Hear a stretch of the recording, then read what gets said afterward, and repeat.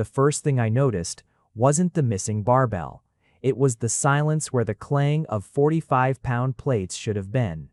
6 in the morning. My gym, my routine printed and laminated and taped to the mirror exactly where I'd left it the night before. Except someone had peeled the tape off, slid a different sheet underneath, and pressed it back down so carefully that if I hadn't run my thumb along the edge out of habit, I never would have known. Deadlifts. Gone. Replaced with mobility work and a note in handwriting I didn't recognize. Lower back's been tight for a week. Give it 3 days. I stood there in the empty gym, sweat already beading at my collar even though I hadn't lifted a single thing, and felt something that wasn't quite anger and wasn't quite curiosity settle low in my chest. I owned this building. My name is on the lease, on the insurance, on the little brass plaque by the door that says RYAN Athletic. Established the year I turned 26 and decided I'd rather bleed money into something that was mine than keep working for men who smelled like ambition and cologne and nothing else. Nobody touches my routine. Nobody except, apparently, whoever kept sneaking into my private training log at 5 in the morning before the sun came up and rewriting my week like they had any right to. I had a guess. I didn't want to be right about it yet. My name is Chris Ryan, and I have spent the better part of a decade building a reputation for being unshakable. Alphas in this industry either become caricatures, all growl and knuckles and scent marking their equipment like dogs, or they become ghosts, present but untouchable, running numbers instead of feelings. I chose the second one on purpose. It's easier to run a business when nobody expects softness from you. It's easier to walk into a room full of investors, all of them alphas too, and not flinch when they test you with their voices pitched low, waiting to see if you'll rise to it. I don't rise to anything. I nod. I close the deal. I go home to an apartment that echoes. The gym is the only place I've ever let myself actually exist instead of perform. Which is exactly why it mattered so much that someone had gotten into the one part of my life I kept sacred and started rearranging it without asking.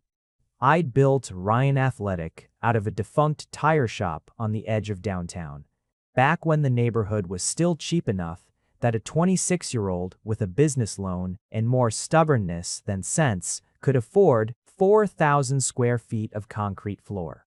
I gutted it myself mostly, spent 6 months coming in after my day job to tear out the old lift bays and pour new flooring. And I remember standing in the empty shell of the place the night before, opening smelling of sawdust and paint, thinking that whatever happened next, at least it would be mine. Not inherited, not a division of someone else's empire. Mine. Built board by board out of a stubbornness my father never had the patience to develop, because patience wasn't in his vocabulary, and neither, eventually, was success. I had 4 trainers on staff that year.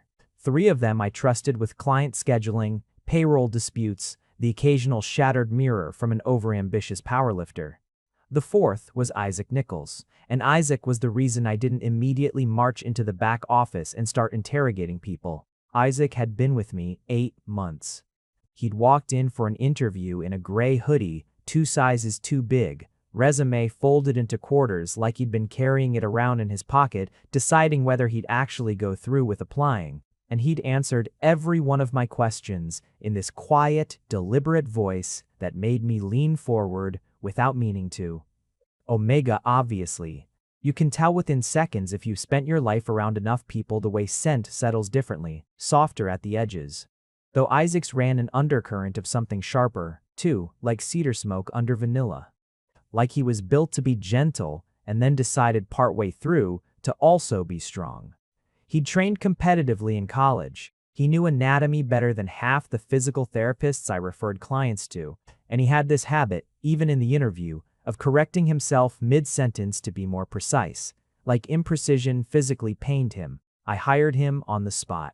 I told myself it was because of the resume. 8 months later, he was the best trainer I'd ever had on staff, beloved by every client from the 18-year-old college kids to the 60-year-old man rehabbing a hip replacement, and he had apparently decided without consulting me, even once, that he also got to train me. I told myself I'd handle it quietly, the way I handled most things, gather information before I acted, The same instinct that had kept my business alive through 2 recessions and one very ugly lawsuit early on. So instead of confronting anyone directly, I spent a week doing something I'm not particularly proud of: watching. I reviewed the gym's security footage from the early mornings, back when I still told myself this was a legitimate business concern and not the beginning of an obsession. I watched grainy, black and white footage of Isaac arriving before every other trainer, before even the cleaning crew, letting himself in with his own key at an hour that had nothing to do with his scheduled shift. He'd go straight to the little cork board by the mirrors where the laminated sheets lived, study mine for a long moment, and then disappear into the supply closet to retrieve his pen and his careful, patient handwriting. He never looked rushed. He never looked like someone sneaking around, guilty of overstepping. If anything, the footage showed a man performing a task he considered entirely necessary, unremarkable, the way you'd water a plant that couldn't water itself. That detail unsettled me more than the modifications themselves. This wasn't mischief.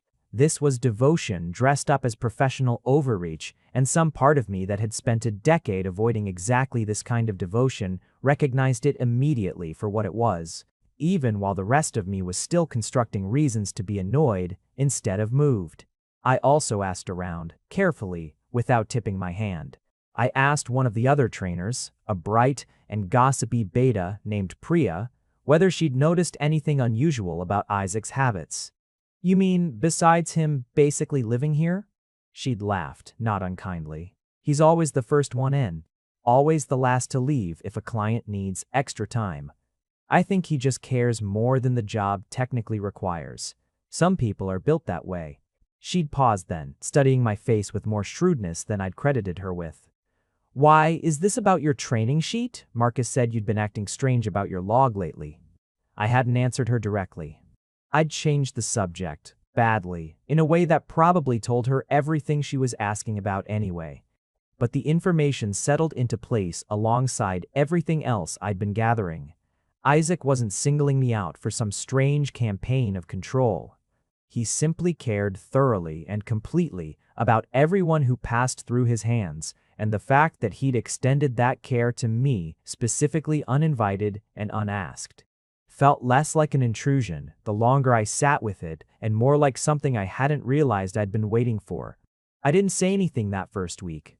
I told myself it was a fluke, that maybe one of the other trainers had made an error inputting my log into the shared system, that I was building conspiracy out of coincidence the way exhausted men do at 5 in the morning. Then it happened again. Heavy squat day, scratched out entirely, replaced with a lighter accessory circuit and the note, "Sleep's been bad.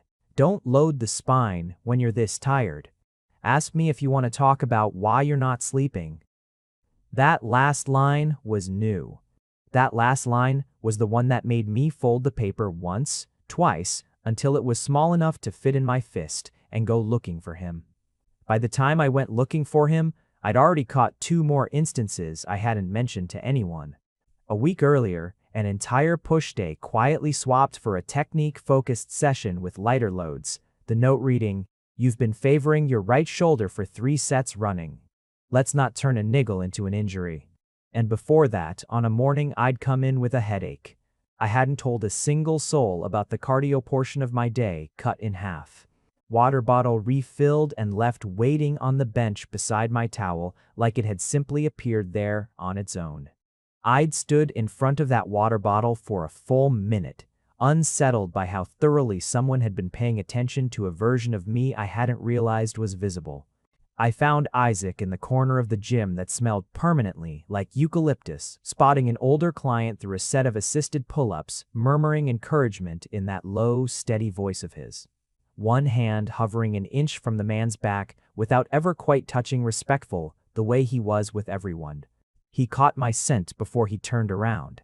I watched his shoulders register it, a small settle, not fear, exactly more like recognition. And when he finally looked at me, his face did the thing it always did. Careful and unreadable, a door mostly closed, but not locked. "You wanted to see me," he said. "Not a question. You've been editing my program." He didn't deny it. That was the first surprise. Most people, caught, reach immediately for excuses.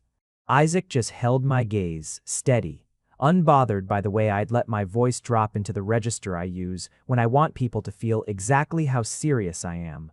"Your form's been degrading on the compound lifts," he said, "especially on days after you've clearly been up past midnight in your office.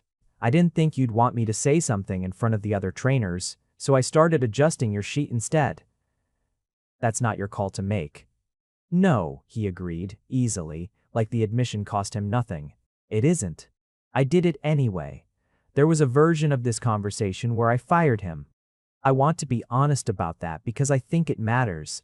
There was a version of me, the version I'd spent 10 years constructing brick by careful brick. Who would have looked at an employee overstepping a boundary this cleanly and ended the relationship on principle because principle was safer than whatever this actually was? That version of me opened his mouth to say something final. What came out instead was, "Why?" Isaac's jaw did something small, a muscle feathering under skin, there and gone. "Because you're going to hurt yourself," he said, "and I don't want to watch that happen when I could have stopped it." The client on the pull-up bar cleared his throat pointedly. Isaac's attention snapped back to him immediately. Apologetic, professional, the conversation with me folded shut like it had never happened. I stood there in the eucalyptus-smelling corner of my own gym, feeling like I'd been handed something and didn't know yet what it was. I want to tell this part of the story honestly, which means admitting that I didn't confront him again for almost 3 weeks. I told myself I was giving him space to correct the behavior on his own, which was a lie I constructed carefully enough that I almost believed it. The truth was simpler and more embarrassing. I liked it. I liked walking into the gym at 5 in the morning and finding some small evidence that someone had been thinking about me specifically, about my body's limits and my sleep debt and the tightness gathering in my lower back, in a way that had nothing to do with money or leverage or what I could do for anyone. Nobody had looked after me like that since I was young enough to still let people try, so I let it continue. And because I let it continue, I started paying attention in a way I hadn't before, and that was when the pattern really started to reveal itself. It wasn't random. Isaac's modifications tracked something. The days he lightened my lifts were without exception, the days after I'd stayed at the office past 11. He had no way of knowing that I thought at first, except that he did.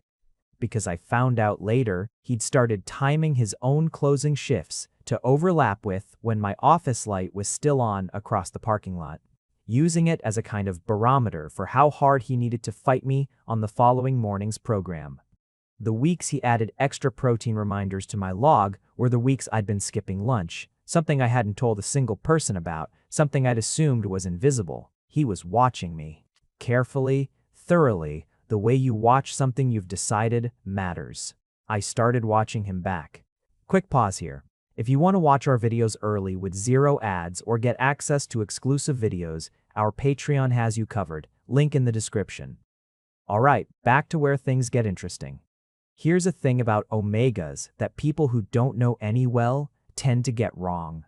Packaged in movies and bad novels into something soft and decorative, Isaac Nichols was not soft. He was precise in a way that read as gentleness if you weren't paying attention. But underneath the precision was steel, the kind that had clearly been forged by something. I noticed the way he squared his shoulders before dealing with a difficult client, an old defensive posture worn smooth with use. I noticed he never took his suppressants in front of anyone disappearing into the supply closet with brisk efficiency each morning like the ritual embarrassed him, though I never understood why. Half my clients openly discussed their own regimens over protein shakes without a second thought. There was a Saturday in September before any of this had fully taken shape when a man named Del Ostrander walked into my gym wearing a polo shirt with a Rival Chains logo stitched over the breast pocket. All easy alpha charm and a handshake that lingered half a second too long. He owned 3 locations across the county. The kind of glossy corporate boxes with juice bars and influencer partnerships, and he'd come, transparently, to poach my best trainer. I watched the whole exchange from behind the front desk, ostensibly reviewing invoices, actually memorizing every word. Dell leaned against the squat rack Isaac had been using too close, taking up space the way certain alphas do without ever quite registering. They're doing it, and offered him nearly double his current salary health benefits, a signing bonus. The whole practice routine. Isaac was polite. Isaac was always polite.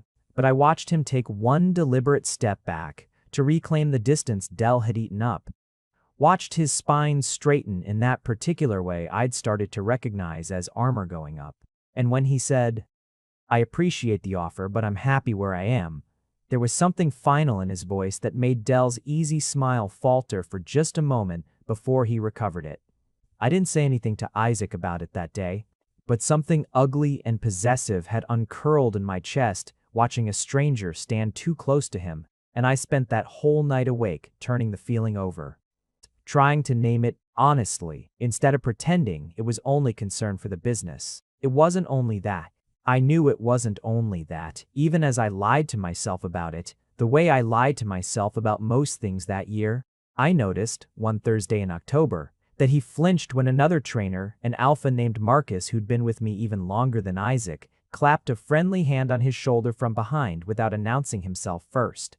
It was small.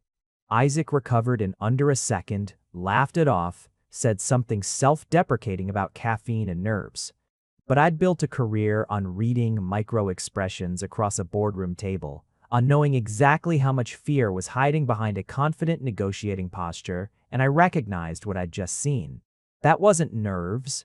That was a body that had learned, somewhere, sometime, that alphas reaching for you without warning meant something you needed to brace against. I didn't ask him about it, not yet, but I started closing the distance between us more slowly, after that, more deliberately, always announcing myself before I got close, always giving him the visual warning of my approach instead of letting my footsteps do it. I told myself I was being professional. I was, in fact, doing something I hadn't done for another person in longer than I wanted to admit. Making myself smaller, gentler, safer on purpose for someone else's sake. The gym holds a charity fundraiser every November, a 12-hour endurance event where clients pledge money per mile on the rowers and treadmills, and it was during the setup for that event. Both of us alone in the equipment room hauling folding tables at 9 at night, that the wall between us actually started to come down. "You don't have to help with this," Isaac said, arms full of table legs, not quite looking at me. "You're the owner. You could delegate. I like doing things myself." I set my own stack down, cracked my knuckles, watched him work. "Also, I'm not leaving you alone in here at 9 at night carrying furniture built for 2 people. I've carried heavier. I know you have. I've seen your training log. You squat more than half the alphas who walk through that door and act like it should impress me." I meant it as something close to a compliment, and I watched it land as one watched the corner of his mouth do something it rarely did around me. Something almost like a real smile instead of the professional one he kept in reserve. "You've been reading my training log? You've been reading mine for months without permission. Seemed fair." That got an actual laugh out of him, short and surprised, like it had escaped before he'd decided whether to allow it. The sound did something to my chest I wasn't prepared for. A physical lurch, unfamiliar, the kind of thing I'd have diagnosed as a cardiac event in a client and immediately sent to urgent care. We finished setting up the tables in a silence that had shifted texture, gone from careful to companionable, and when we were done, Isaac sat on the edge of one of them legs, swinging slightly. Looking younger than I usually let myself think of him as. "Can I ask you something?" he said, and there was something in his voice, a held breath quality, that made me stop what I was doing and give him my full attention. Always. "Why do you work so hard you forget to eat?" He wasn't looking at me when he asked it. He was looking at his own hands, turning them over like he was checking for calluses that had always been there. "I've watched you for 8 months. You built something incredible here, and then you punish yourself for it constantly, like you don't believe you're allowed to actually enjoy what you made." Just. There was a version of me that could have laughed the question off, turned it into something light, the kind of self-deprecating joke that lets a conversation end before it gets dangerous. I'd used that particular skill on dozens of people over the years. investors probing for weaknesses, my own aunt asking gently if I was lonely. Therapists I'd seen exactly twice each before deciding the vulnerability required wasn't worth the discomfort. Deflection was a well-worn groove in me, easy to fall into, and for a moment I felt myself reaching for it out of pure habit. Isaac was still looking at his hands, giving me the space to choose either path without pressure, and something about that patience, the fact that he wasn't pushing, wasn't demanding an answer he hadn't earned, made the deflection feel suddenly cheap.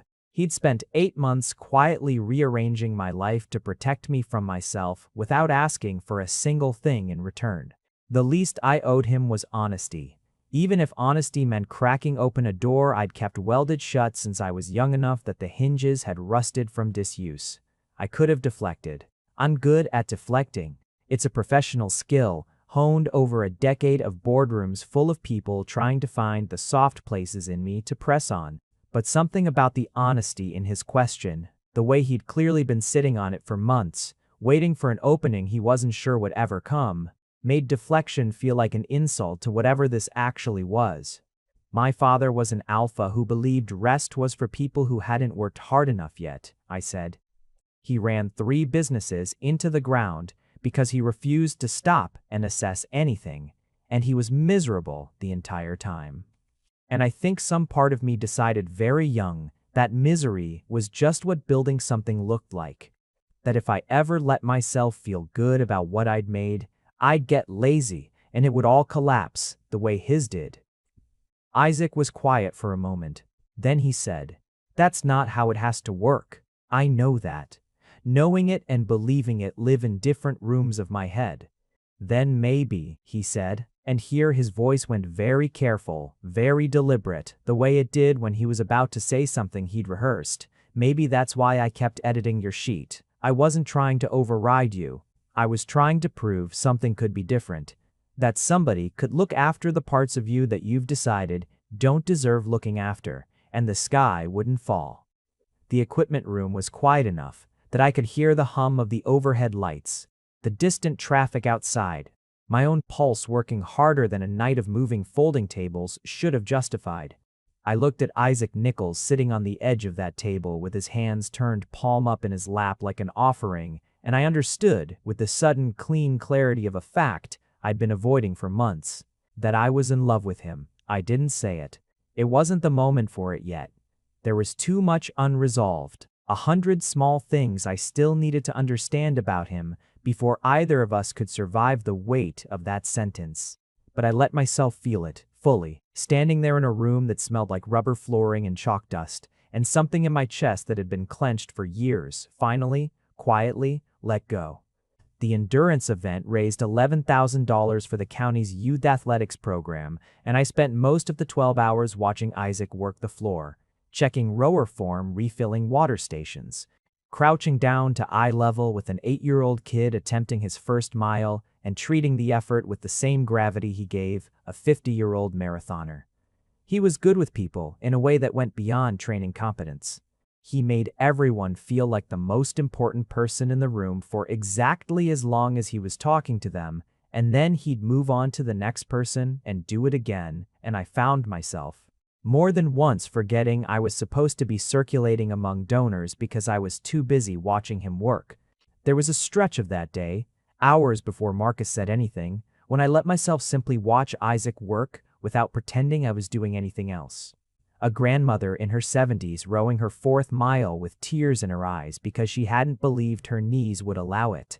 And Isaac crouched beside the machine the whole time, timing his breathing audibly with hers, coaching her through it in a voice pitched low enough that it felt private even in a room full of people.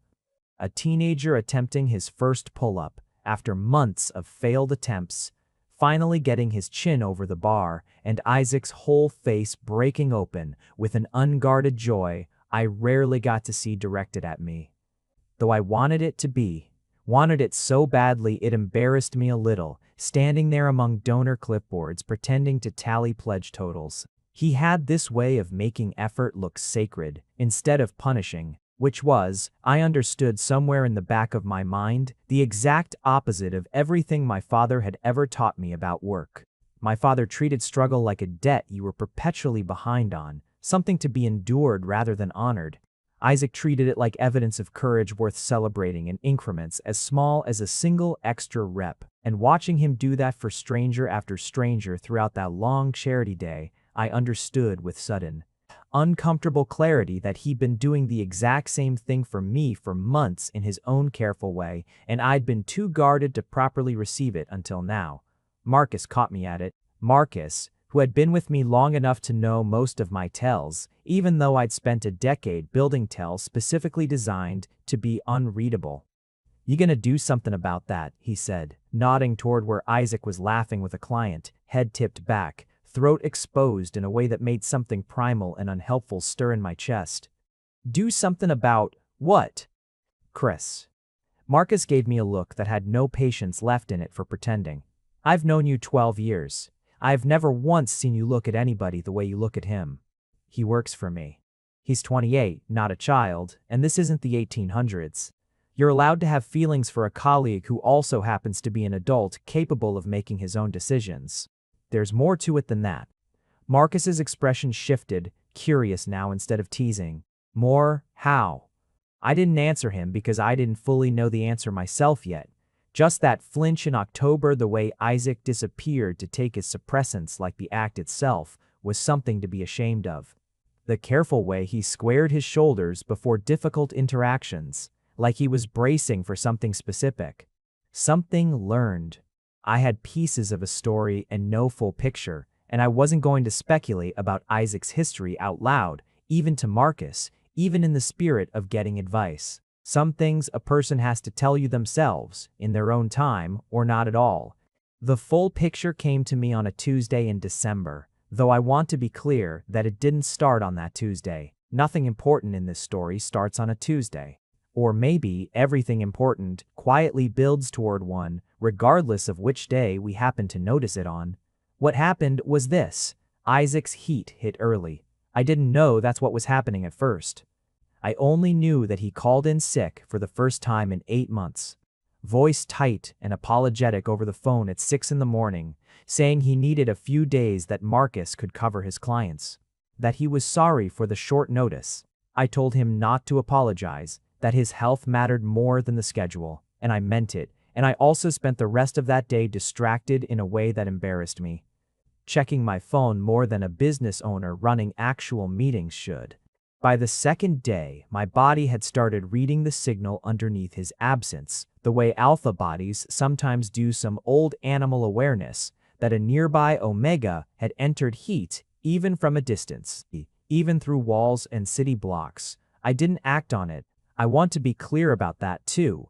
There's a difference between noticing a biological fact and doing anything about it, and I've spent my whole adult life refusing to let the first dictate the second. But I noticed, and noticing made me worry, because heat alone in an apartment with nobody checking in is a vulnerable thing. And Isaac had never once mentioned a partner, a roommate, anyone who might be looking after him during it. I texted him on the third day, just a single line. Text, no pressure to respond, just want to know you're okay, and didn't expect anything back for hours, maybe days.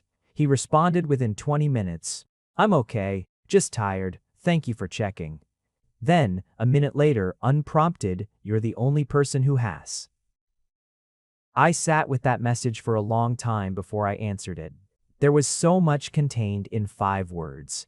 An entire history I didn't have access to yet. A loneliness I recognized because I'd built my own version of it out of different materials. I didn't push him for more. I just said, "I'm here if you need anything, no obligation, just an offer," and let it sit. On the 4th day, I drove to the pharmacy near his apartment complex. I had his address on file from onboarding paperwork, which felt like a strange and slightly guilty way to know where to go, and bought a bag of the things I remembered my own mother stocking during difficult weeks growing up: electrolyte packets, soup that didn't need much more than a microwave, a heating pad, ginger candies for nausea. I left the bag on his doorstep without knocking, texted him only, No pressure, left something on your step, ignore it if you don't need it, and drove away before I could second-guess the impulse into something smaller and safer. He texted back an hour later. You didn't have to do that. HSI no, I wanted to. Nobody's ever done that before, he wrote. And then, a few minutes after, like he'd needed the extra time to allow himself the sentence, thank you for not knocking. I don't think I could have opened the door today. But knowing you thought of me helped more than you probably realize. I read that message more times than I want to admit. Sitting alone in my apartment with the lights off, feeling something in my chest reorganize itself around the shape of him. It wasn't until he returned to work 5 days later, quieter than usual, moving a little more carefully, like his body was still recovering ground. I finally understood the shape of Isaac's history, almost by accident, 3 weeks after that, on a night neither of us had planned for anything to happen. We'd stayed late again. This had become something of a pattern between us by then. One or both of us finding reasons to linger after closing, inventing tasks that could easily have waited until morning. That particular night, it was genuinely necessary. A delivery of new equipment had shown up 2 hours before close and needed assembling before the early morning regulars arrived. And Isaac and I ended up on the floor together at 10 at night, surrounded by cardboard and Allen wrenches building a cable machine from a manual neither of us fully trusted. Hand me the 3/8, he said, and I passed it over, and our fingers brushed, and neither of us pulled away as fast as professional distance would have dictated. Can I ask you something? I said, echoing his own words from that night in the equipment room, watching to see if he'd recognize the callback. He did. Something softened in his face. You can ask. You flinched. Back in October, when Marcus touched your shoulder without warning. I've been careful not to ask because it felt like it wasn't mine to ask about, but I think about it more than I probably should, and I'd rather understand than keep guessing. Isaac set down the wrench. He was quiet long enough that I thought he might deflect, might tell me it was nothing, might close the door I'd watched come slightly ajar over the past months. Instead, he pulled his knees up, wrapped his arms around them, and told me. My last training job, before this one, the owner was an alpha, he said. He didn't hire me because he thought I was a good trainer. He hired me because I was an omega, and he had ideas about what that meant. I owed him. It took me 4 months to save enough to leave safely, and it took me another year after that to stop flinching every time an alpha reached for me without announcing it first. He looked at me then, steady despite everything the words had clearly cost him. You never once did that, not from the interview. You always let me see you coming. I don't know if you did that on purpose or if it's just who you are, but it's the reason I trusted you enough to keep editing your training log even after you caught me and could have fired me for it. You made yourself safe to be around, and I don't think you even realized you were doing it.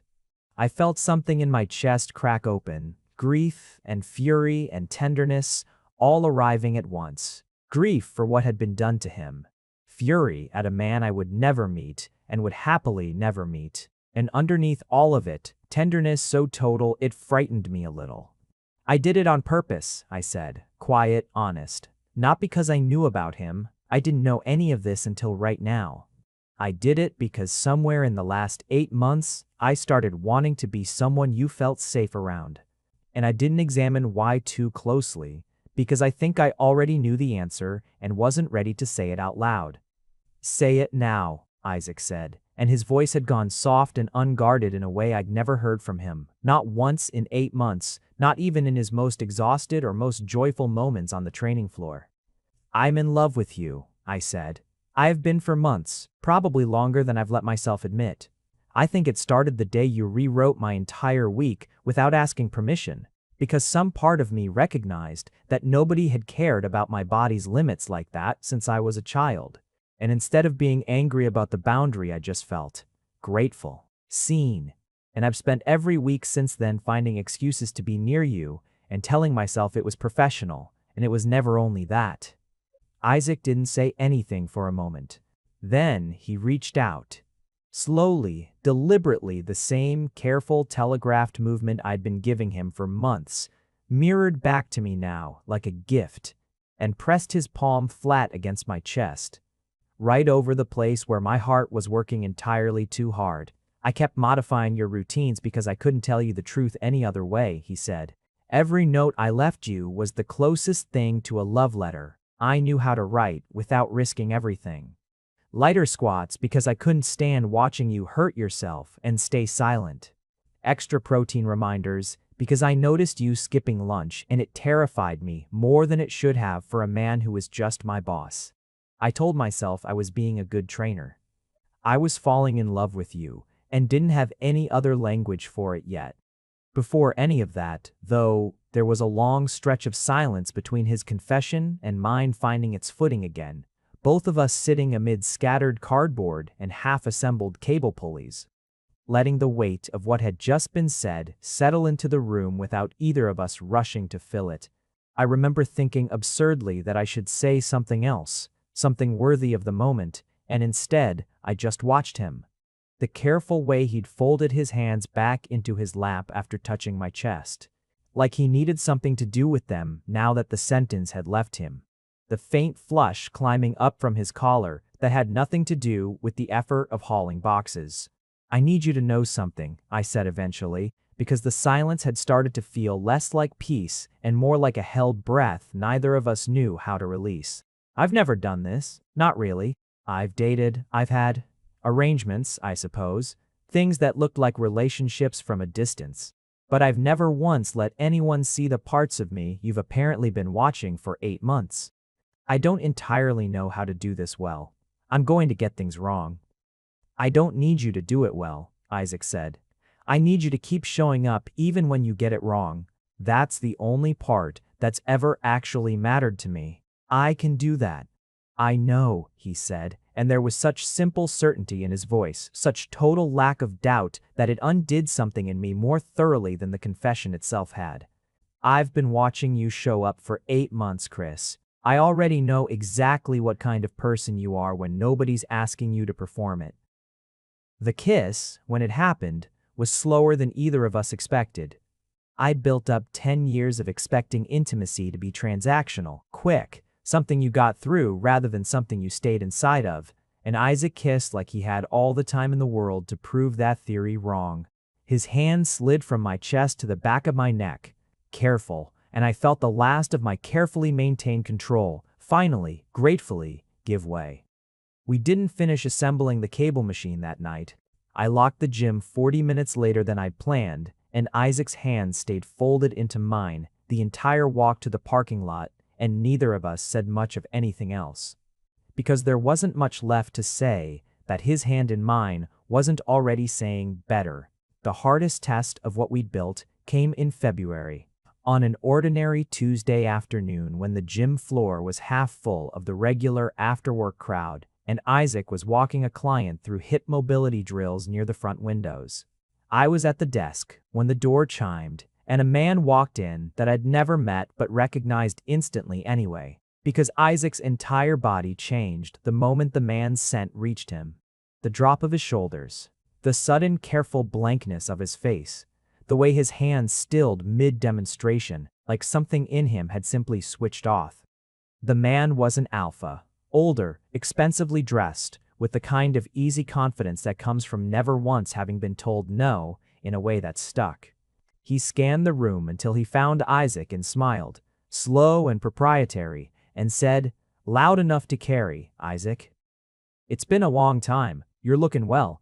I was around the desk and across the floor before I'd fully decided to move some old animal part of me responding to the shift in Isaac's scent, fear, sharp and sudden, cutting clean through the calm he usually carried like armor. I didn't touch Isaac. I didn't need to.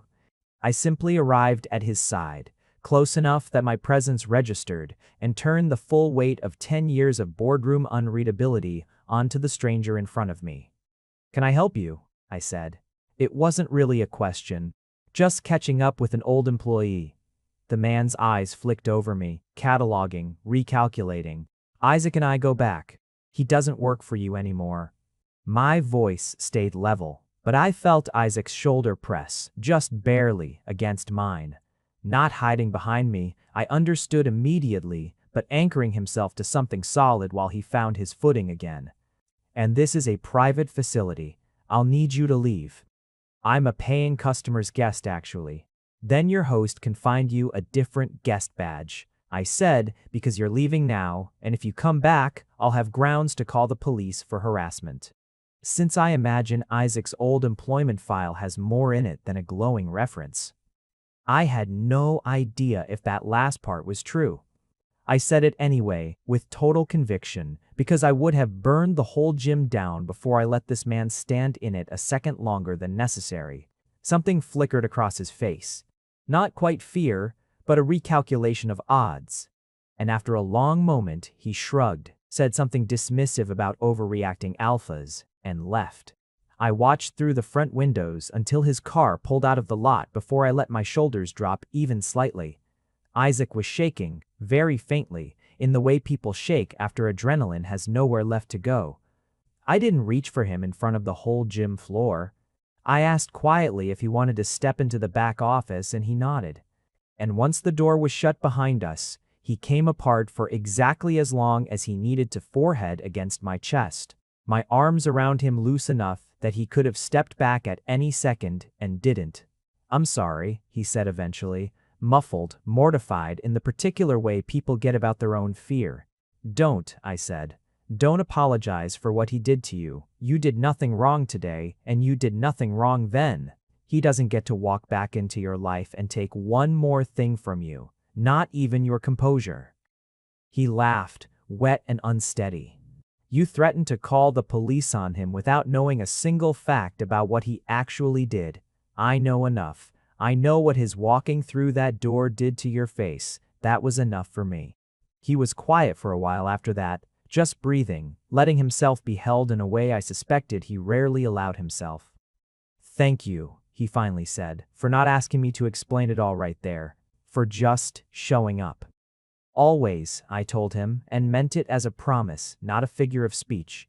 "I won't pretend the months after that were simple, because love rarely is, and the specific complications of an alpha gym owner falling for the Omega trainer on his staff came with their own particular weight. We talked about it honestly more than once at length, whether it compromised anything professionally, whether the other staff would feel it changed the dynamic, whether Isaac would ever feel fully safe in a workplace where his partner also signed his paycheck. We agreed eventually on structural changes that mattered more than either of our feelings on any given day. Isaac's schedule, his reviews, his raises moved entirely under Marcus's authority instead of mine, formalized in writing, so that nothing about our relationship could ever be mistaken for leverage. It cost me a little pride to hand off that piece of control. It cost me nothing at all, really, compared to what it gave him, the freedom to be with me without ever once wondering if his job depended on it. There was an adjustment period. Neither of us talked about much. The strange logistics of turning a workplace into something that also had to hold a relationship without letting the two collapse into each other. We set rules for ourselves early, half serious, half desperate, to protect what we'd found from the ordinary erosions of proximity. No discussing personal matters on the gym floor during business hours. No favoritism in scheduling ever enforced so strictly that if anything, Isaac's client load actually got harder in the months after we got together, because Marcus, newly in charge of his reviews, seemed determined to prove to the rest of the staff that nothing had changed. Separate cars to and from work most days, until we both agreed the caution had become its own kind of exhausting performance and let it go. The staff figured it out, eventually, the way staffs always do, in a slow accumulation of small evidence rather than any single dramatic reveal. The way I'd started keeping a second travel mug of Isaac's terrible coffee on my desk every morning. The way Isaac's scent had started to carry a thread of mine underneath it, that no amount of professional distance could fully launder out. Priya was the one who finally said something out loud, cornering me by the water cooler with the particular satisfaction of someone who'd called it months earlier. "You two are ridiculous," she said, not unkindly. "You realize half the clients have a betting pool going, right? Marcus started it. I think he's already won $40. Debt feels like a labor violation." It's definitely a labor violation. Are you going to fire him over it? I hadn't fired Marcus. I'd bought him a drink instead the following Friday and let him gloat exactly once about being right before making him swear never to bring it up again, a promise he kept for approximately 11 days before finding a new occasion to remind me. I learned things about him slowly, the way you're supposed to learn a person, not all at once in a single confession, but in pieces scattered across months. I learned he'd competed at nationals in college before a shoulder injury ended that path, and that some nights the loss of it still ached in ways that had nothing to do with the joint itself. I learned he made truly terrible coffee and refused, with genuine stubbornness, to admit it, insisting the burnt taste was intentional. I learned that when he finally slept without the careful vigilance he'd carried for years, he slept curled entirely into whatever space I occupied, like his body had been waiting for permission to stop keeping watch. There was a particular Sunday, months into all of it, when Isaac finally asked to see photographs of my father, curious in the careful way he approached anything he suspected might still be tender. I dug an old shoebox out of a closet I rarely opened, and we sat on my living room floor going through it together. And I found myself narrating things I'd never said out loud to another person, the way my father's hands used to shake after a bad quarter, the specific silence that used to fill our house whenever another one of his ventures started to buckle the birthday he missed entirely because he was too deep in salvaging a deal that collapsed anyway 6 weeks later. Isaac didn't try to fix any of it. He didn't offer easy comfort or rush to reassure me that I was different from him, safe from repeating his patterns. He just listened thoroughly, the same quality of attention he brought to a client's injured shoulder or a stranger's first mile. And when I finally ran out of things to say, he simply took my hand off the shoebox and held it instead, like the story itself was something worth being gentle with. "Thank you for telling me," he said. "I know that cost you something." It didn't, actually, I realized, a little surprised by my own answer. Or it did, but less than I expected. I think I've been waiting a long time for someone I trusted enough to hand it to. He learned things about me too. That my relationship with rest was a wound, not a preference, and that healing it would take longer than either of us wanted, patience instead of a single fix. That I loved harder than I let on. That the distance I kept from people wasn't coldness but fear, wearing a very convincing disguise. That underneath 10 years of careful unreadability, I was, it turned out, someone who cried the first time Isaac told me he loved me back, sitting on the floor of my own apartment at midnight. Because nobody had said those words to me, and meant them, actually, meant them, structured their whole life around them in longer than I could clearly remember. There was a night in late January, well before spring softened anything, when Isaac woke beside me at 3 a.m. from a nightmare he wouldn't fully describe, chest heaving. One hand fisted in the sheet like he was still holding on to something that had been trying to slip away from him. I didn't press him for details. I just pulled him against my chest, matched my breathing to his, the way I'd watched him do for a stranger on a rowing machine months earlier, and stayed awake until his own breath evened out again. Until his fist unclenched from the sheet and found my hand instead. "I used to think being afraid all the time was just what my life was going to be," he said eventually, voice rough with sleep and something raw underneath it. "Even after I left him, even after I got this job, some part of me kept waiting for the other version of things to come find me again. I didn't think I got to have this." "You get to have this," I told him, and felt the words land somewhere important, somewhere that mattered more than any deal I'd ever closed in a boardroom. "For as long as you want it." "I'm not going anywhere, Isaac. Not when it's hard, not when you wake up like this, not ever." That's a big promise. I've never made a promise I didn't intend to keep. Ask anyone who's ever done business with me. I have a reputation for stubbornness that borders on pathological. I'm not about to break the streak on the one promise that's ever actually mattered. He laughed, quiet and surprised, the sound still a little wet at the edges, and pressed his face into my shoulder in a way that felt like trust finding a new place to rest. We didn't talk about the nightmare again that night, But I noticed over the weeks that followed that they came less often, and when they did come, he reached for my hand before he even fully woke, like his body had learned faster than the rest of him. That safety was something that could actually be counted on now. Spring came, and with it a kind of quiet I hadn't known my life had room for. Isaac met the handful of people I still let count as family. An aunt who raised me for 2 years during my father's worst stretch. A cousin who ran a diner 3 towns over and watched them fold him into easy affection within a single dinner. The aunt already threatening to teach him her lasagna recipe before dessert had even been cleared.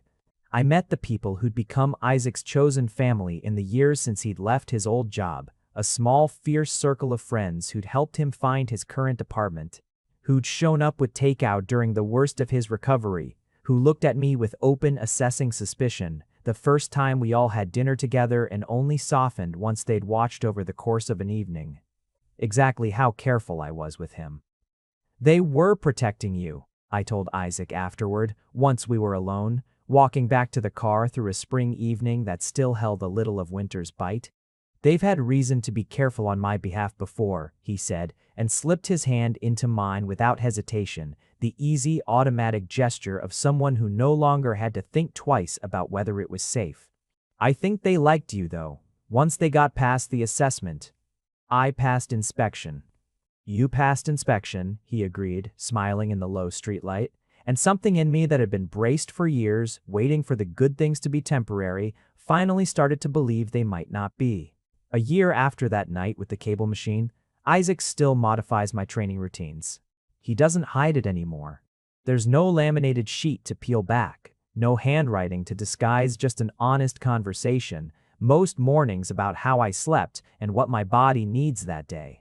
And I let him make the call more often than not, because I finally learned what it means to be looked after by someone who isn't asking for anything in return except the privilege of doing it. The gym is still mine. The brass plaque by the door still says RYANHletic. But some nights closing up together, flipping off the last of the lights while Isaac locks the equipment room and I set the alarm, I think about my father, about his 3 failed businesses and his conviction that rest was a weakness he couldn't afford. And I think about how wrong he was, how much bigger a life gets when you let someone else help carry it. Isaac used to ask me, in the early days, why I worked so hard I forgot to eat. I don't have that problem anymore. Most days he reminds me before I've even noticed I'm hungry, sliding a protein bar across the front desk with the same quiet, deliberate care he brought to everything. From spotting a stranger's first pull-up, to rewriting a boss's training log at 5 in the morning because he loved him and hadn't yet found the courage to say so out loud. He found the courage eventually. I found mine too, standing in an equipment room that smelled like rubber flooring and chalk dust, finally letting go of 10 years of carefully built distance. And neither of us has had any reason to go looking for it again. Some love stories start with a single dramatic moment. Ours started with the stolen laminated sheet and a stranger's handwriting correcting my squats. And I wouldn't trade the slowness of it, the months of careful watching and careful waiting, for any version that arrived faster. Isaac taught me that the best things worth having are the ones somebody cares for, patiently adjusting the load a little at a time. Until one day, you look up and realize you've built something strong enough to hold both your whole histories at once. On the anniversary of that night in the equipment room, I closed the gym early, sent the last clients home with an apologetic discount code, and set up 2 folding chairs in the exact spot where the cable machine still stands, now permanently attached with a small engraved plate on its base that only Isaac and I know the meaning of. A set of coordinates, nothing more. The latitude and longitude of a rubber-floored room that smelled like chalk dust and became for both of us the place everything honest finally got said out loud. Isaac brought the terrible coffee. I brought takeout from the diner my cousin ran still warm, and we sat there on folding chairs surrounded by racked weights and coiled cables, and I told him again plainly, the way I try to tell him at least once, most days, now that I loved him, that I was endlessly, quietly grateful he'd once broken a rule that wasn't his to break because some part of him had already decided I was worth the risk. Best decision I ever made, he said, was peeling that piece of tape back so carefully you almost didn't notice.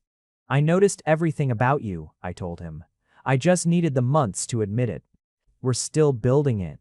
I suspect we always will be. But for the first time in my life, that doesn't feel like something to fear. It feels like exactly the kind of work worth doing every single morning, for as long as he keeps showing up beside me to do it. If you made it to the end, you're my kind of person. Leave a subscribe. Comment down your favorite part of the story, and if you want early access to videos, exclusive content, or just want to support the channel, make sure to join our Patreon. Link is in the description. Even one member genuinely means the world to me. See you in the next one.